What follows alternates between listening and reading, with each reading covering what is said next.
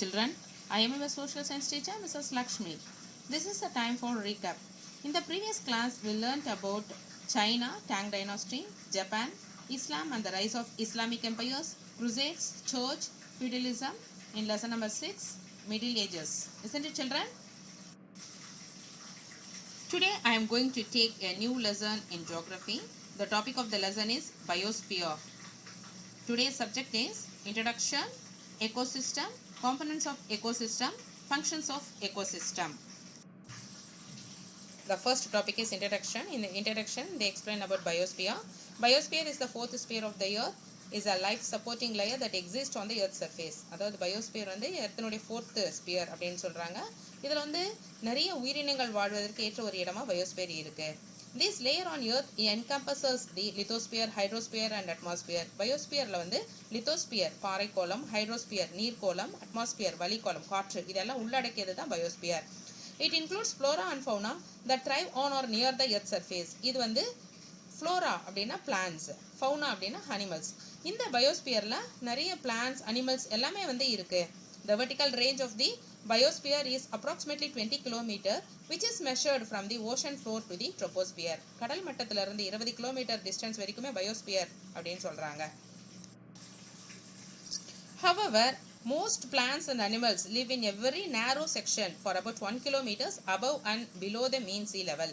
20 kilometres வரைக்கும் இருக்கிற distance எல்லாமே பயோஸ்பியர், உயிரினங்கள்லாம் வசிக்கக்கூடிய இடம் அப்படின்னு இருந்தால் கூட மோஸ்ட்லி கடல் மட்டத்தில் இருந்து கடலுக்கு மேலே 1 கிலோமீட்டர் ப்ளஸ் கடலுக்கு உள்ளார 1 கிலோமீட்டர் டிஸ்டன்ஸ் அளவு தான் வந்து உயிரினங்கள் எல்லாமே வந்து வசிக்குது. அதுக்கு மேலே வந்து நிறைய உயிரினங்கள் வந்து மோஸ்ட்லி 95% வந்து வசிக்கிறது கிடையாது. Biosphere is made up of different ecosystems and biomes. இந்த பயோஸ்பியரில் நிறைய டிஃப்ரெண்ட் டைப்ஸ் ஆஃப் பயோம்ஸ் எல்லாம் நம்ம கிட்ட வந்து இருக்குது. All living things large or small are group into species. எல்லா உயிரினங்களும் அதனுடைய சைஸை பொறுத்து சின்னதாக இருந்து பெருசு அந்த மாதிரி வகையில் டிஃப்ரெண்ட் ஸ்பீசியஸாக நம்ம வந்து குரூப் பண்ணியிருக்கோம், பிரித்து வச்சுருக்கோம். ஸ்பீசியஸ் அப்படின்னா இனங்கள். The area in which an animal, plant or microorganisms lives is called habitat. அதாவது அனிமல்ஸ், பிளான்ட்ஸு, கண்ணுக்கு தெரியாத சின்ன உயிரினங்கள் வசிக்கக்கூடிய இடத்த ஹேபிடேட் அப்படின்னு சொல்கிறோம். A wide variety of plants and animals live in a particular habitat is known as biodiversity. அதாவது பல்வேறு வகையான தாவரங்கள், பிளான்ட்ஸ், விலங்கினங்கள், அனிமல்ஸ் எல்லாம் வந்து வாழற ஒரு குறிப்பிட்ட வாழ்விடத்தை அதை தான் நம்ம என்ன சொல்கிறோம், பயோடைவர்சிட்டி. பயோடைவர்சிட்டினா தமிழில் உயிரின பன்மை அப்படின்வாங்க. ஒரு குறிப்பிட்ட இடத்துல different types of plants, animals எல்லாரும் வந்து எல்லாம் வசிக்குது இருந்தது அப்படின்னா அதை வந்து நம்ம என்னன்னு சொல்கிறோம் அப்படின்னா பயோடைவர்சிட்டி சொல்கிறோம். Next topic is ecosystem. An ecosystem is a community where all living organisms live and interact with one another and also with their non-living environment such as land, soil, air, water, etc. அதாவது சூழ்நிலை மண்டலம் அப்படின்றது என்ன அப்படின்னா பல்வேறு உயிரினங்களின் தொகுதி எல்லாம் ஒன்றா இருக்கிறது தான் வந்து நம்ம எக்கோசிஸ்டம் சொல்கிறோம். இந்த எக்கோசிஸ்டத்தில் வந்து வாழ்கிற எல்லா உயிரினங்களும் ஒன்றோடொன்று நெருங்கிய தொடர்பு இருக்குது. பிற உயிரற்ற சுற்றுச்சூழல் அதெல்லாம் கூட, ஃபார் எக்ஸாம்பிள் வந்து லேண்டு, சாயில், ஹேர், வாட்டர் அந்த மாதிரிலாம் சொல்கிறோம் இல்லையா, அதெல்லாம் கூட வந்து இதோட சேர்ந்தது தான், நம்ம எல்லாத்தையும் சேர்த்து தான் வந்து எக்கோசிஸ்டம் அப்படின்னு சொல்கிறோம். Ecosystem range in size from the smallest units that can sustain life to the global ecosystem or ecosphere. அதாவது சின்ன ஒரு மரப்பட்டையிலேருந்து பெரிய அளவில் இருக்கக்கூடிய உலகத்தில் இருக்கக்கூடிய ஒரு பெரிய ஏதாவது ஒரு எக்ஸாம்பிள் நம்ம வச்சுக்கணும். குளோபல் அந்த உலகத்தையே கூட அப்படியே சுற்றுச்சூழலை கூட நம்ம எடுத்துக்கலாம். அதெல்லாமே நம்ம வந்து எக்கோசிஸ்டத்துக்குள்ளே கொண்டு வரலாம். ஓகேவா? Biosphere harbors all ecosystems on the earth and sustains life forms including mankind. அதாவது பல்லுயிர் வாழ்விடம் அதான் பயோஸ்பியர் அப்படின்னு சொல்கிறோம். அதில் இந்த உலகத்தில் இருக்கக்கூடிய எல்லா எக்கோசிஸ்டம் சூழ்நிலை மண்டலங்களையும் உயிரினங்கள் எல்லா லிவிங் பீயிங்ஸு, அதை அந்த லிவிங் பீயிங்ஸில் வந்து யாரும் வந்துடுவோம், நம்மள மாதிரி இருக்கக்கூடிய ஹியூமன் பீயிங்ஸ் வந்துடுவாங்க. இதெல்லாம் வந்து ஒன்றா அடக்கிறது தான் நம்ம என்னன்னு சொல்கிறோம் அப்படின்னா பயோஸ்பியர்ஸ் அப்படின்னு சொல்கிறோம். Ma'am, give some examples for ecosystem. Very good. I will explain you. For example, cropland. Cropland is an example for ecosystem. கிராப்லேண்ட்னா என்ன? விவசாய நிலம். விவசாய நிலையில் நிறைய பிளான்ஸ் இருக்குது. அந்த சுற்றுப்புற சூழ்நிலையில் நிறைய செடி கொடி மரங்களாக இருக்கும். So that is one example for ecosystem. Then bond ecosystem. Bond means என்ன? ஒரு குளம். அந்த குளத்தில் வந்து தண்ணி தேங்கி இருக்கிற இடத்துல பார்த்தீங்கன்னா நிறைய உயிரினங்கள் இருக்கும். மேபி அங்கே ஒரு செடி கொடி இருக்கலாம், இல்லை வந்து அதில் வந்து ஃப்ராக்ஸ் இருக்கும், அடுத்து வந்து ஃபிஷ் இருக்கலாம், அடுத்து அங்கே வந்து தண்ணி குடிக்கிறதுக்கு பேர்ட்ஸு, அனிமல்ஸ் எல்லாம் வரலாம். ஸோ பாண்ட் இது வந்து ஒரு எக்ஸாம்பிள் ஃபார் எக்கோசிஸ்டம் சொல்லலாம். அடுத்து ஃபாரஸ்ட் எக்கோசிஸ்டம். ஃபாரஸ்ட்டு உங்களுக்கு சொல்லவே வேணாம், நிறைய பெரிய பெரிய மரம் செடி கொடிகள் இருக்கும், அங்கே வந்து நிறைய அனிமல்ஸ் இருக்கும், நிறைய பேர்ட்ஸ் இருக்கும். அப்போ that is one kind of ecosystem. Desert ecosystem இது ஒரு எக்ஸாம்பிள் சொல்லலாம். டெசர்ட் பாலைவனத்தில் பார்த்தீங்கன்னா அங்கே இருக்கக்கூடிய கேக்டஸ் அந்த மாதிரி பிளான்ஸ் இருக்கும், அங்கே வந்து கேமல்ஸு, அங்கே இருக்கக்கூடிய அனிமல்ஸ், இதெல்லாம் வந்து ஒரு ஒன் டைப் ஆஃப் எக்ஸாம்பிள்ஸ் சொல்லலாம். ஓகே சில்ட்ரன், உங்களுக்கு டூயினோ செஷனில் 2 வேர்ட்ஸ் வந்து இன்ட்ரடியூஸ் பண்ணியிருக்காங்க. One is ecology and another is ecologist. First we are going to see about ecology. What is ecology? The branch of science that deals about ecosystem is called ecology.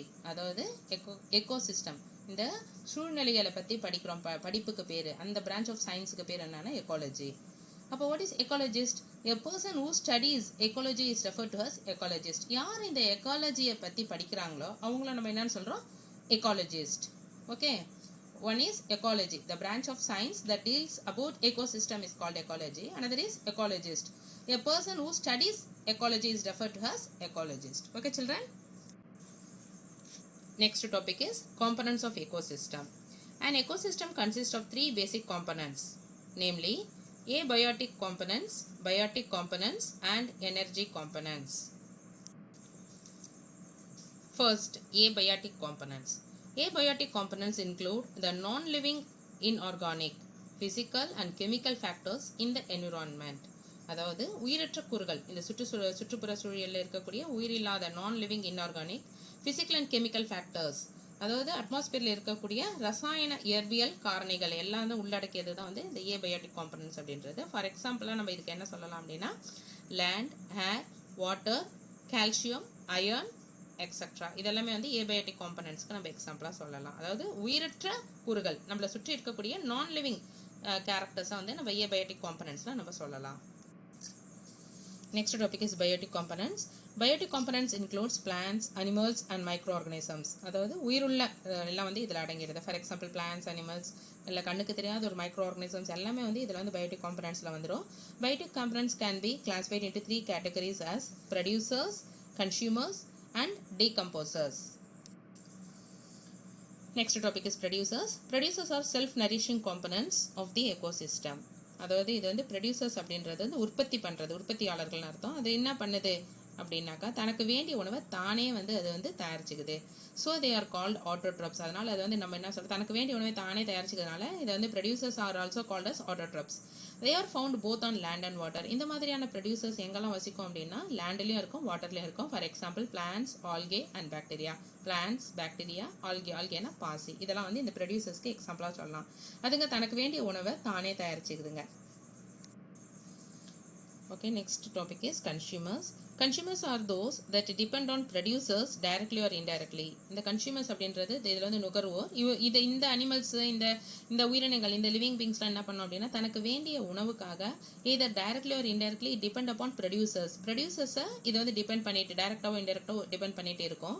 So they are called heterotrophs. அதனால் வந்து நம்ம அதை என்னன்னு சொல்கிறோம் அப்படின்னா ஹெட்ரோட்ரோப். மற்ற உயிரினங்களை உணவுக்காக சார்ந்து இருக்கிறதுனால இதுக்கு வந்து பேர் ஹெட்ரோட்ரோப்ஸ் அப்படின்ட்டு பேர்.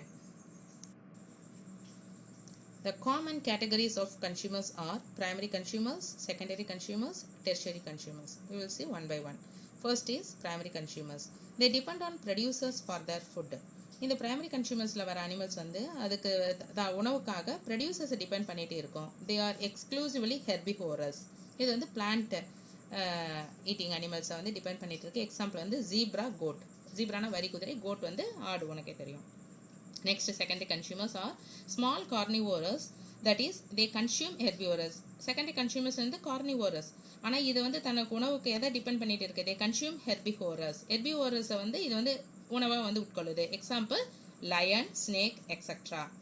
அடுத்து tertiary consumers are top carnivorous. இது வந்து carnivorous that prey on both herbivorous and carnivorous. இது வந்து herbivorous, carnivorous ரெண்டுத்துமே வந்து உணவாக எடுத்துக்கும். Example owl, crocodile, etc. Next topic is decomposers. Decomposers are some organisms that are incapable of preparing its own food. இது வந்து தனக்கு வேண்டிய உணவை தன்னால் அதாலேயே வந்து தயாரிச்சுக்க முடியாது. அதை தான் நம்ம decomposers அப்படின்னு சொல்கிறோம். They live on dead and decaying plants and animals. அது வந்து உயிரில்லாத இறந்து போன பிளான்ஸ், அனிமல்ஸ்னுடைய உடலில் வந்து இது வந்து வசிக்கும். Hence they are called சாப்ரோட்ரோப்ஸ். அதனால் இது வந்து நம்ம என்ன சொல்கிறோம் தமிழில் சாப்ரோட்ரோப்ஸ் அப்படின்னா சாருண்ணிகள். ஒரு உயிர் மேலே இது சார்ந்து இருக்கும். தனக்கு வேண்டிய உணவை தானாக தயாரிச்சுக்க தெரியாது. Example fungus, mushroom etcetera. ஃபங்கஸ்னால் என்னது? பூஞ்சைகள். மஷ்ரூம் வந்து காளான். Next topic is functions of an ecosystem. The living organisms forms an interacting set of flora and fauna which are organized into trophic levels, food chains and food webs.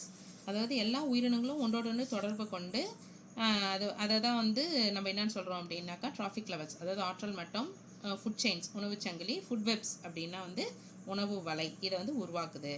The functioning of an ecosystem depends on the patterns of the energy flow as it helps in the distribution and circulations of the organic and inorganic matter within an ecosystem.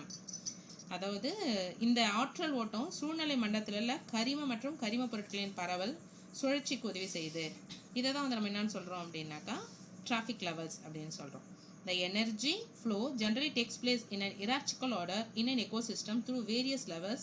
These levels are called traffic levels. Okay children, this is the end of today's class. We will meet in the next class. Thank you. Thank you, ma'am.